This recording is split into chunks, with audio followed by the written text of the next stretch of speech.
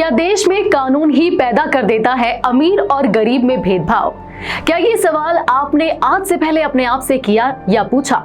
या जहांगीरपुरी में जो इंसिडेंट हुआ, ऐसे इंसिडेंट होने से पहले आपने कभी इस बारे में सोचा?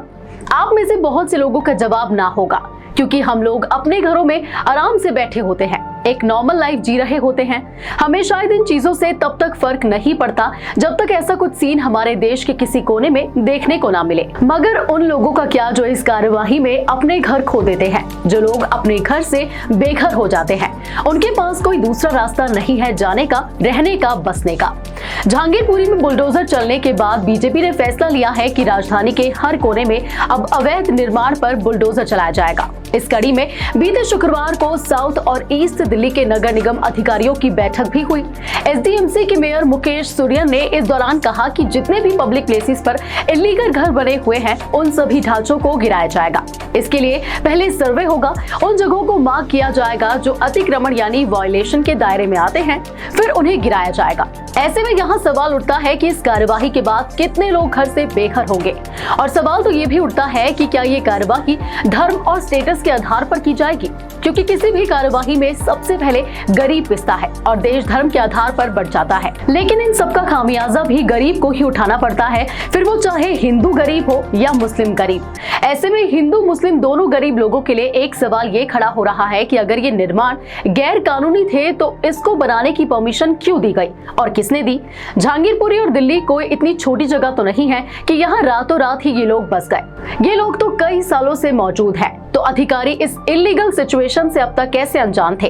देश की राजधानी दिल्ली लंबे समय से अनऑथराइज्ड और इलीगल कंस्ट्रक्शन की समस्या से जूझ रही है, तो अब जाकर सरकार का ध्यान इस पर कैसे गया? देखा जाए तो आमतौर पर पब्लिक लैंड पर ही ऐसी कॉलोनीज और आवास बनते हैं। इन मामलों में एक सिस्टम काम करता है और उस सिस्टम को समझना मुश्किल नहीं है। दरअसल राजनीति के गलियारों में पहुंच रखने वाला कोई बाहुबली खाली और बेकार पड़ी सरकारी जमीन का कोई टुकड़ा ढूंढता है और कम आय वाले लोगों से एक कीमत लेकर उनको उस पर झुग्गिया बनाने की इजाजत दे देता है।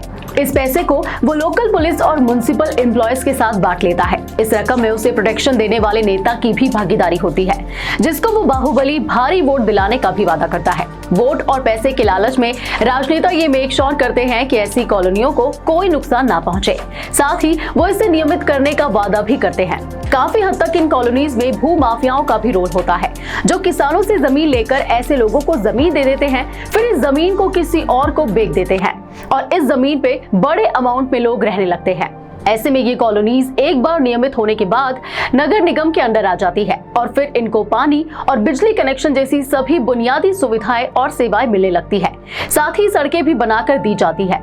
इन कॉलोनियों को लेकर असली समस्या वोट बैंक वाली राजनीति से है। एक और जहां कांग्रेस पार्टी ने दिल्ली में अवैध कॉलोनियों के निर्माण को इनकरेज किया, तो दूसरी ओर भारतीय जनता पार्टी ने इन वोटों को अपनी ओर खींचने के लिए सत्ता में आने के बाद इन कॉलोनियों को नियमित करना शुरू कर दिया। इसके बाद दिल्ली की सत्तारूढ़ आम आदमी पार्टी ने इन कॉलोनियों में रहने वालों को न सिर्फ मुफ्त बिजली और पानी मुहैया कराया, बल्कि हेल्थ फैसिलिटी के लिए मोहल्ला क्लिनिक, स्कूल और डीटीसी बस सेवाओं से भी जोड़ दिया है।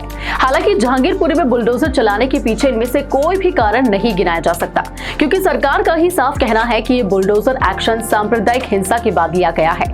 और बीजेपी के अध्यक्ष आदेश गुप्ता ने इसे न्याय का बुलडोजर कहा है, क्योंकि शायद वहां पर मुस्लिम मेजॉरिटी ज्यादा थी इसलिए। ऐसा खुद आदेश गुप्ता का कहना है। उन्होंने आप पर आरोप लगाते हुए कहा है कि आम आदमी पार्टी को इसलिए परेशानी हो रही है क्योंकि उनके वोट बैंक रोहिंग्या मुसलमानों और बांग्लादेशियों को हटा दिया गया।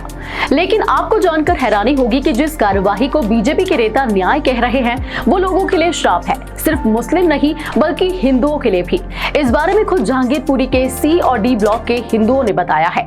दरअसल दैनिक भास्कर की जहांगीरपुरी ग्राउंड रिपोर्ट के दौरान उन्होंने वहां मौजूद कई हिंदुओं से बात की, जिस दौरान उन्होंने बताया कि उस जगह पर वो लोग सालों से रह रहे हैं, मगर ऐसा आज से पहले कभी भी नहीं हुआ, बल्कि दोनों ही कम्युनिटी में प्यार और एक दूसरे के लिए सम्मान है।